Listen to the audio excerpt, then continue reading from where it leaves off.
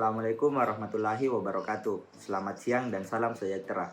Perkenalkan, kami dari kelompok 8 mata kuliah Fisiologi dan Teknologi Pasca Panen yang beranggotakan saya Ahmad Lutfi Ridwan dan teman-teman saya yaitu Shirley Aurelia Sampun, Nur Fitriana Imbadwi, Sri Rahayu, Reza Martrianti Amir, Nurwana, dan yang terakhir Sudarmayanti Asap.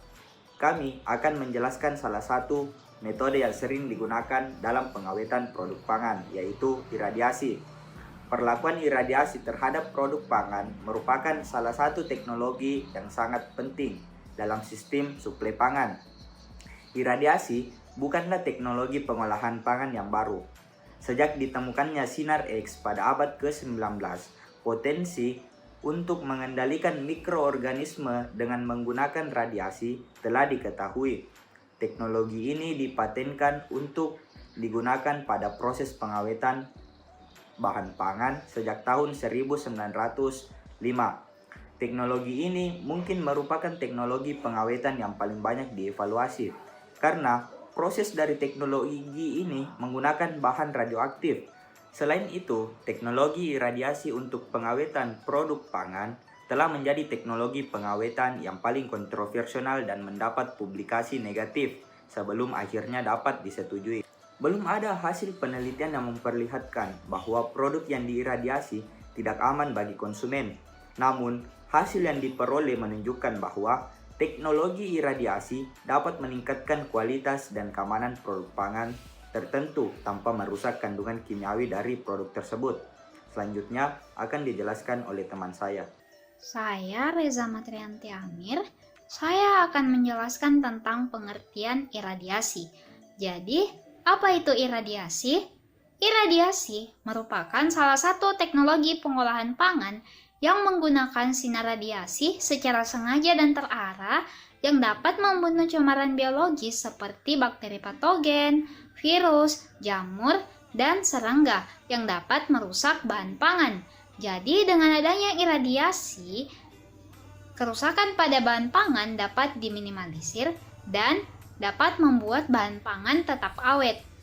WHO dan lembaga lainnya berpendapat bahwa iradiasi pada bahan pangan dapat menyelamatkan manusia dari penyakit yang disebabkan oleh bakteri.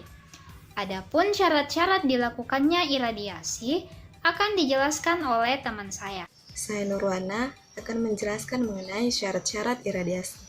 Jadi, persyaratan iradiasi telah diatur dalam Peraturan Badan Pengawas Obat dan Makanan Nomor 3 Tahun 2018 tentang pangan iradiasi, yaitu yang pertama, iradiasi pangan wajib menggunakan sumber radiasi berupa iradiator gamma dengan zat radioaktif kobalt 60 atau cesium 137 atau berupa mesin pembangkit sinar X dengan energi sama dengan atau di bawah 7,5 mega elektron volt atau menggunakan mesin berkas elektron dengan energi sama dengan atau di bawah 10 mega elektron volt.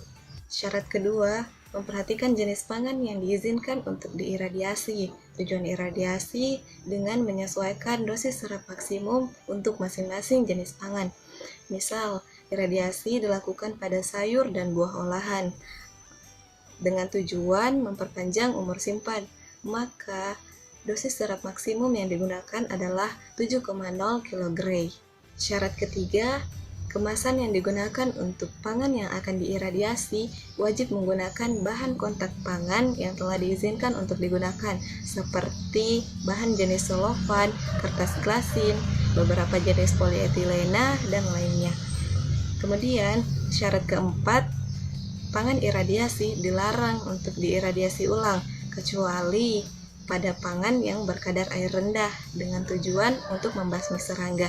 Itu boleh diiradiasi ulang dengan catatan dosis serapnya itu tidak boleh melebihi dosis serap maksimum. Selanjutnya akan dijelaskan oleh teman saya. Assalamualaikum warahmatullahi wabarakatuh. Perkenalkan, saya Sri Rahayu. Saya akan menjelaskan tentang faktor yang mempengaruhi proses iradiasi. Faktor yang mempengaruhi yaitu dosis radiasi. yang merupakan jumlah radiasi yang diserap oleh makanan dan merupakan salah satu besaran fisis untuk menentukan efek radiasi yang terdapat pada suatu materi. Dosis yang digunakan ditentukan berdasarkan jenis bahan pangan yang digunakan dan tujuannya. Namun perlu diperhatikan untuk menghindari pengaruh yang tidak diinginkan, seperti penggunaan dosis yang terlalu sedikit ataupun terlalu banyak. Dosis yang digunakan terlalu sedikit, maka hasil yang diperoleh tidak maksimal, sedangkan dosis yang digunakan terlalu banyak, maka menyebabkan kerusakan. Efek samping dari kurang tepatnya dosis yang digunakan yaitu terbentuknya perubahan genetik mikroba yang patogen, terjadinya perubahan susunan kimia yang menyebabkan karsinogenik, serta menstimulir kerusakan yang lebih parah.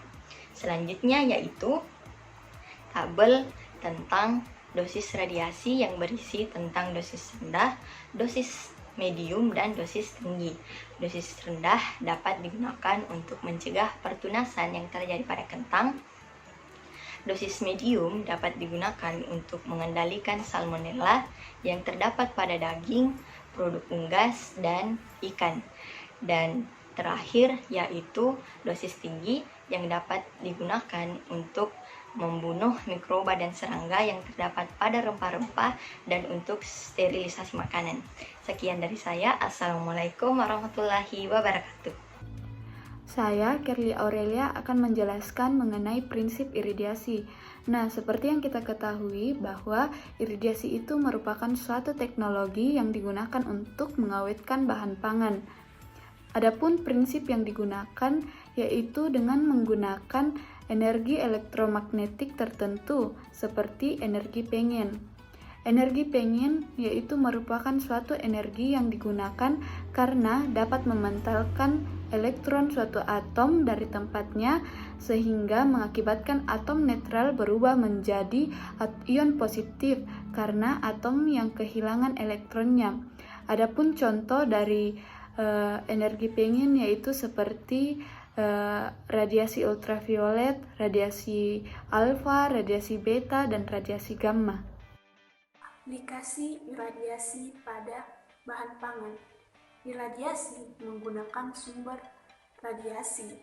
Sumber radiasi sendiri yang dapat digunakan pada proses pengawetan bahan pangan, yakni kolbat 60 dan kasium 137 yang masing-masing dapat menghasilkan sinar X, sinar gamma, dan seberkas elektron.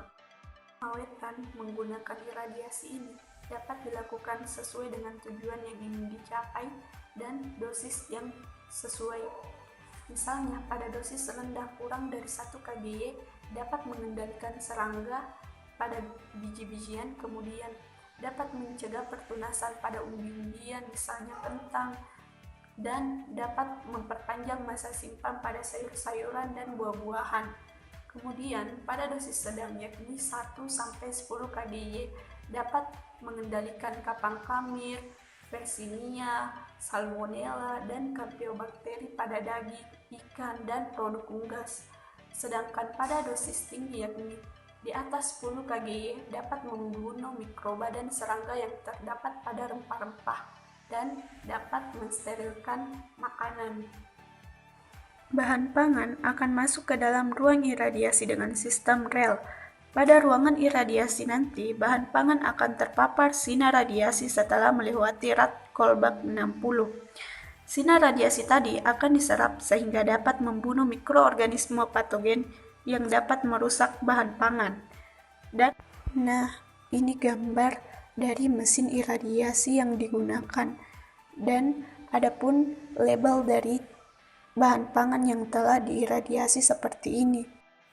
Bismillahirrahmanirrahim. Perkenalkan, nama saya Nur Fitriana M. Badui, NIM G0311811020. Nah, pada kesempatan kali ini saya akan menjelaskan tentang kelebihan dan kekurangan dari teknik iradiasi. Adapun kelebihan dari teknik iradiasi ini yaitu yang pertama, tidak ada atau sedikit sekali proses pemanasan pada makanan sehingga hampir tidak ada perubahan sensor karakteristik pada makanan.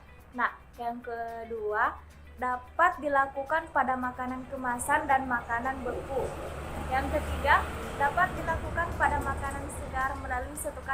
proses operasi tanpa menggunakan bahan tambahan kimia.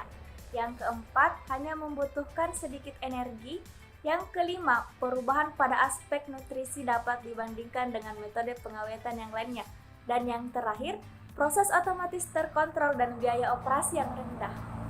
Nah, kekurangan dari teknik ini yaitu yang pertama, makanan akan berbahaya bagi kesehatan jika bakteri penghasil racun dimusnahkan terlebih dahulu setelah bakteri tersebut mengkontaminasi makanan.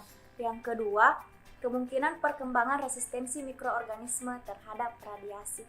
Nah, inilah kekurangan dan kelebihan dari teknik iradiasi. Terima kasih.